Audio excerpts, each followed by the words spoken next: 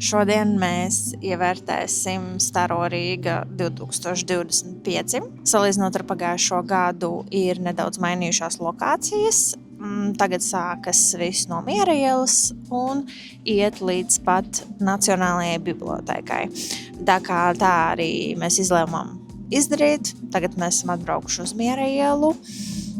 Kultūras akadēmijas tāds kvartāliņš, un tad tā arī iesim līdz pat Nacionālajai bibliotēkai un mēģināsim apskatīties pilnīgi visu.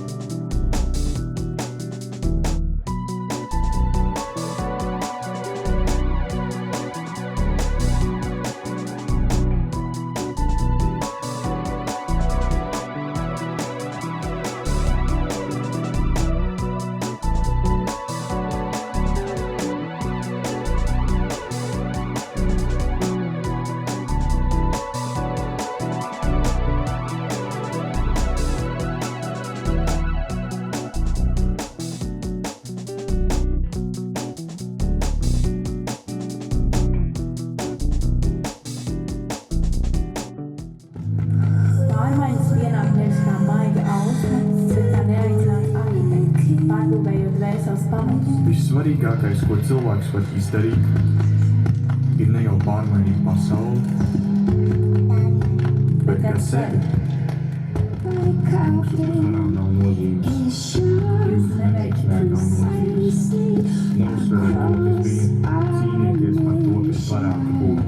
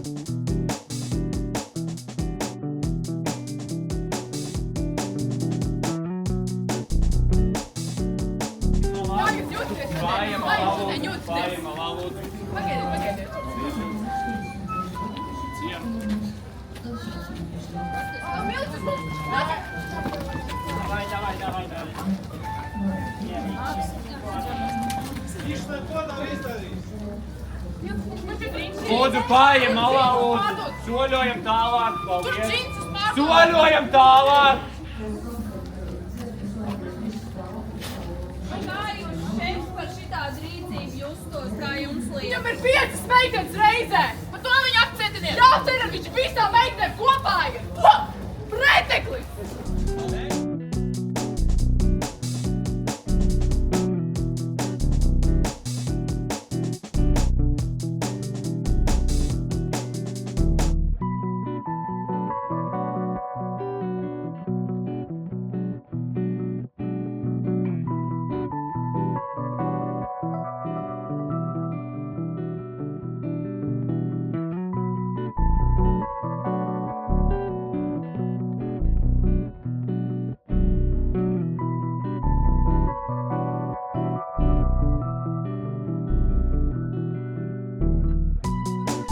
gaismas pulsam bija tehniskā pauze un nemācēja atbildēt, cik ilgi būs tehniskā pauze.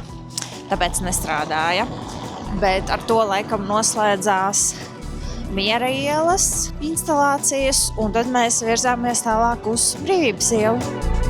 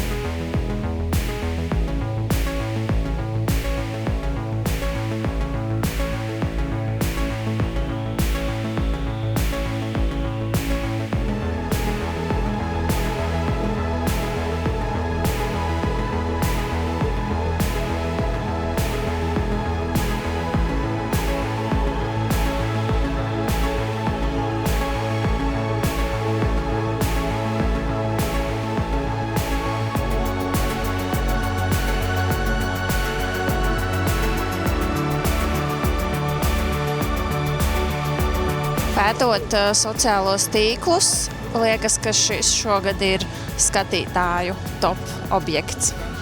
Pagājuši gadu bija planētas, un šogad ir tādi levitējoši zvēriņi vai būtnes.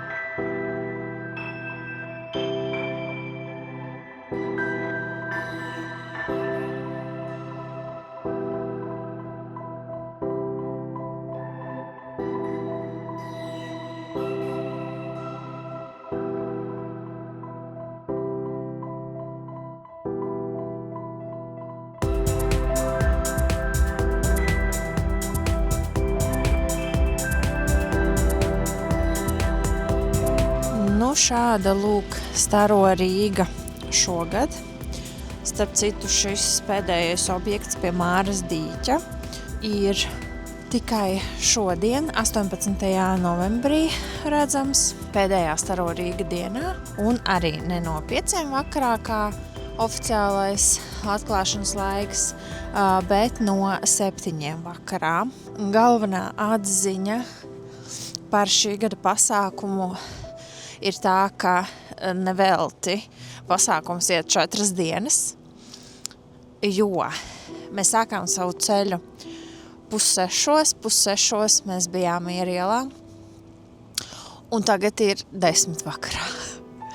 Un mēs redzējām pilnīgi visu, izņemot vienu objektu, kurš bija vairāk nostāk, un tā bija vienkārši izgaismota ēka Latvijas karoga krāsās, tur nebija nekā interaktīva, un es domāju, ka nebija vērts vienkārši līdz turienai doties. Un pa šīm 4,5 stundām es nereizi nepiesēdu nekur, neatpūtos, neapstājos. Pa lielam mēs visu laiku tikai gājām, lai varētu visu apskatīt. Un tāpēc, protams, ka es esmu nosalusi, piekususi. Un noteikti, ja nākošais gads būs tikpat daudz objektu un tik plašās lokācijās, tad ir jāsadala šī skatīšanās pa vairākiem vakariem. Man patīk, ka tika izvēlētas jaunas vietas un jauni Rīgas rajoni, salīdzinot ar pagājušo gadu. Tāpēc, ka tas liek tev izpētīt kaut kādas varbūt vietas, kur tu neesi bijis, un atkal arī aktivizē citas Rīgas ielas un citus rajonus. Man vislabāk patika tieši Tallinas kvartāla performances, jo tur bija tāds dzīvais teātris.